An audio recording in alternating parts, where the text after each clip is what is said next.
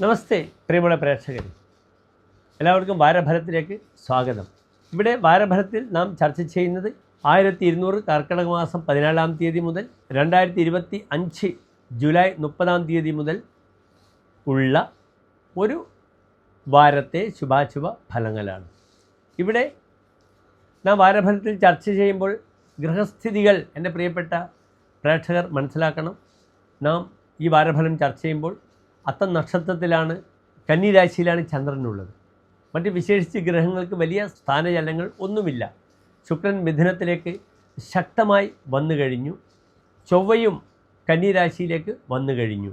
അതിനാൽ നാം ചർച്ച ചെയ്യുന്ന ഈ വാരഫലം ശുഭാശുഭങ്ങൾ മേടം മുതൽ മീനം വരെയുള്ള 12 രാശിക്കാർക്ക് എപ്രകാരം അവരെ സ്വാധീനിക്കുന്ന ശുഭാശുഭ ഫലങ്ങൾ പ്രദാനം ചെയ്യുന്നുവെന്ന വിഷയമാണ്. എല്ലാ പ്രിയപ്പെട്ട പ്രേക്ഷകർക്കും നമ്മുടെ യൂട്യൂബ് ചാനൽ ഡോക്ടർ മാരാർജിയിലേക്ക് സുസ്വാഗതം.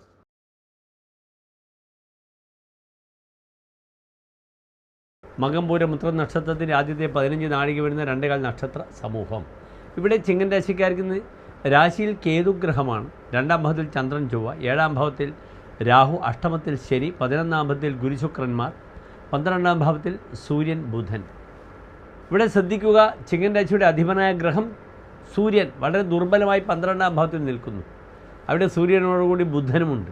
ഇവിടെ ലാഭങ്ങൾ, ധനപരമായ അഭിവൃദ്ധി, ഇതൊക്കെ ചിന്തിക്കേണ്ടുന്ന ഗ്രഹമാണ് ബുധൻ. ആ ബുധനാണ് ദുർബലമായി 12-ൽ നിൽക്കുന്നത്. അതിന് മൗഢ്യവുമുണ്ട്. അതിനാൽ സാമ്പത്തിക വാരം അനുകൂലമല്ല. അതിനുമപ്പുറം സൂര്യനും ബുധനും കൂടി നിൽക്കുമ്പോൾ പലപ്പോഴും രേഖാപരമായ ശത്രുത പല ഭാഗത്തു നിന്നും ഉണ്ടാകും.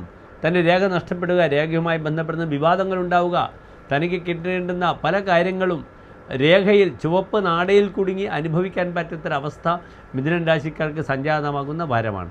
സർക്കാർ ഗവൺമെൻറ്റുമായി ബന്ധപ്പെടുന്ന ഇടപെടലുകൾക്കെല്ലാം തന്നെ, രജിസ്ട്രേഷൻ വകുപ്പ് മുതലെല്ലാം തന്നെ വലിയ ബുദ്ധിമുട്ടുകളാണ്. ഇവിടെ വളരെയധികം രാജകോപത്തിന് സാധ്യതയുണ്ട്. രേഖ ശത്രുവാവും.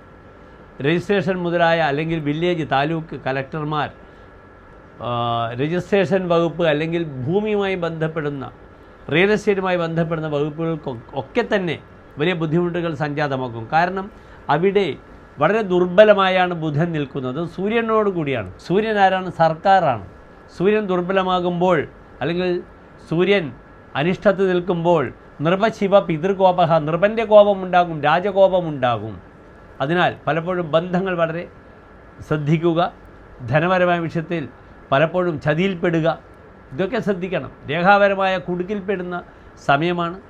പലപ്പോഴും 2-ാം ഭാവത്തിൽ ചന്ദ്രനും ചൊവ്വയും കൂടി നിൽക്കുമ്പോൾ ദാമ്പത്യത്തിൽ അസ്വസ്ഥത പടരും. അത് പടരുമ്പോൾ അന്യ സ്ത്രീകളുമായി ബന്ധപ്പെടുന്ന സ്ത്രീ സൗഹൃദങ്ങൾ വരിക. ആ സ്ത്രീ സൗഹൃദങ്ങൾ വരുമ്പോൾ അതെന്തിനെ ബാധിക്കും? കുടുംബ ബന്ധത്തെ വളരെയധികം ബാധിക്കും. 2-ൽ ചന്ദ്രൻ വന്നാൽ അങ്ങനെയൊരു ഫലമുണ്ട്. കുടുംബേ രതിർദായതേ തസ്യ തുച്ഛ.